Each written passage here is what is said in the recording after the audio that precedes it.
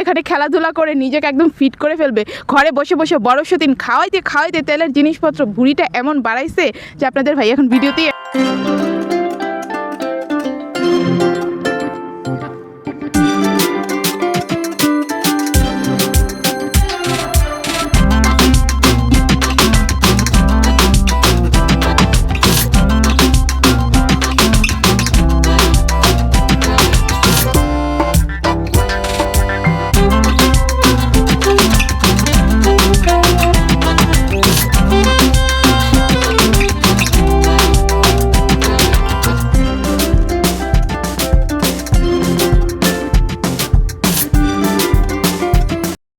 আসসালামু আলাইকুম everyone, welcome back to my another new video. তো আজকে জামাইকে ভর্তি করানোর জন্য ফাইনালি চলে আসলাম তার ইউনিভার্সিটিতে।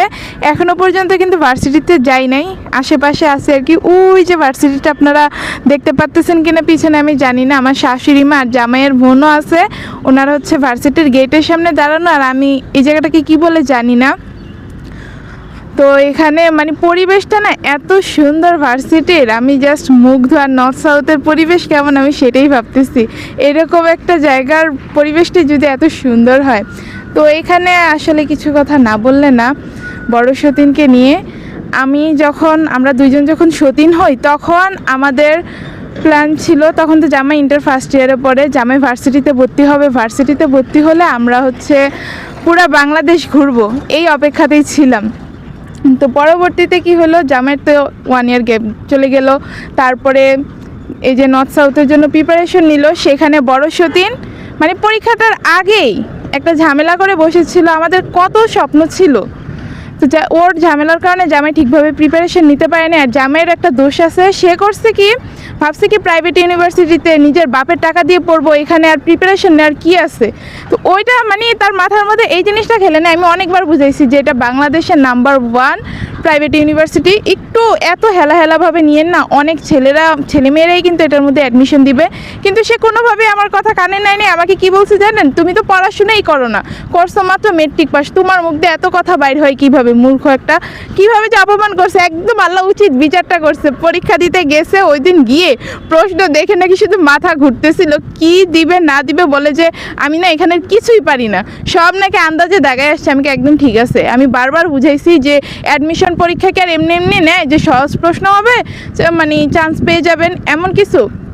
আর এমন হয়তো যে কোটা যতটা অত ছেলে মেয়ে পরীক্ষা দেয় বা এর থেকে 1-1.5 হাজার বেশি দেয়, তাহলে চান্স পাওয়ার একটা সম্ভাবনা ছিল। নিচে 4,000 স্টুডেন্ট আর পরীক্ষা দিছে 10-12 হাজার স্টুডেন্টের মতো, তো 6,000ই কিন্তু বাদ পড়ে গেছে। সেই 6,000-এর মধ্যে একজন অভাগা হচ্ছে আমাদের 203-এর জামাই।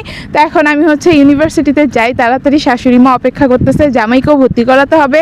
অলরেডি 1টার বেশি বাজে মনে হয়, তো আমি তাড়াতাড়ি যাই গাইস। আর এইদিকের পরিবেশ দেখতে দেখতে আমি মনে হয় যে একদম পাগল হয়ে যাবে। এমনিতে সিএনজিতে আস্তে আস্তে আমি অর্ধেক পাগল হয়ে গেছে, আমার চুল টুল এলোমেলো হয়ে, আর রাস্তায় এত ধুলাবালি যে আমার পায়ের রংটাই পুরো চেঞ্জ হয়ে গেছে। যাই হোক গাইস, এবার আমি আপনাদের সবচেয়ে বেশি করা কমেন্টের উত্তরটা দিয়ে দিই যে আমার ভিডিও কে করে দেয়। বাবারে বাবা, এই একটা প্রশ্ন করে আপনারা আমাকে পুরো পাগল করে দিচ্ছেন যে তোমার ভিডিও কে করে দেয় আপু, তোমার ভিডিও কে করে দেয়। এই যে আমার ভিডিও এই মানুষটাই করে দেয়, এটা আমার একটা ননদ, আমার জামাইয়ের খালাতো বোন হয়। তারপরে আরও আছে 1-2 জন, তারা ক্যামেরার সামনে আসতে চায় না, যার কারণে আমি আনি না।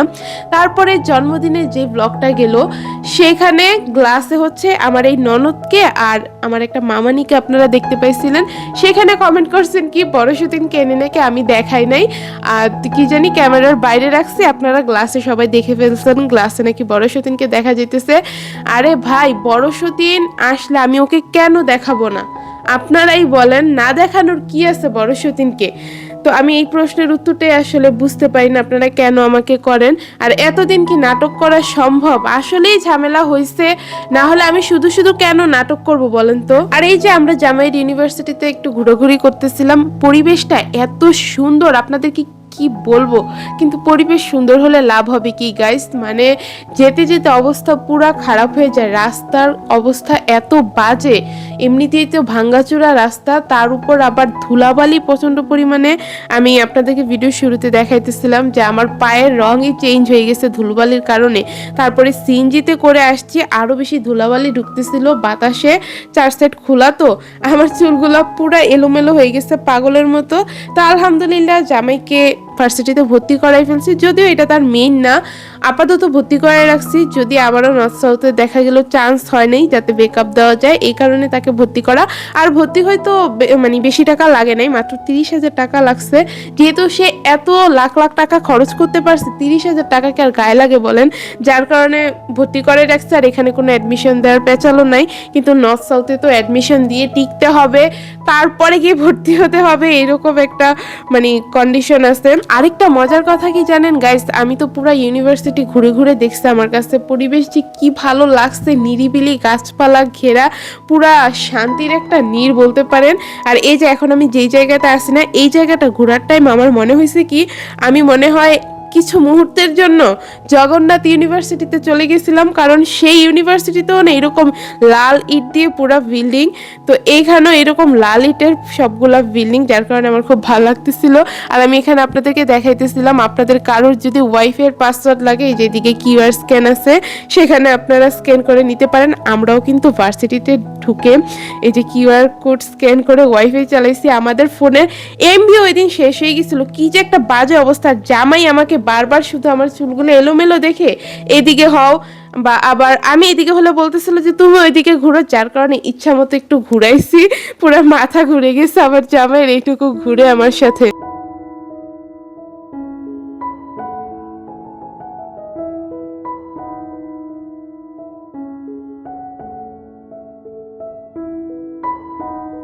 আর এই যে গাইস, এটা হচ্ছে ব্যাডমিন্টন খেলার জায়গা। আমি তো শুধু ভাবতেছি আমার জামাইটা যে খেয়ে খেয়ে এত ফুটবলের মতো ফুলছে, বিশেষ করে বড়সুদিন এত আদর করে খাওয়াইছে তাকে, যে এখন সে শরীরটা নিয়ে নড়াচড়া করতেই কষ্ট হয়। এখানে এত খেলার জায়গা আছে, খেলতে খেলতে আমার জামাই একদম মানে 6 প্যাক বানাই ফেলবে নিজের। আর ওই যে দেখেন কিছু কিছু ছেলেরাও খেলতেছে, ওদের সাথে ভবিষ্যতে ইনশাল্লাহ খেলবে।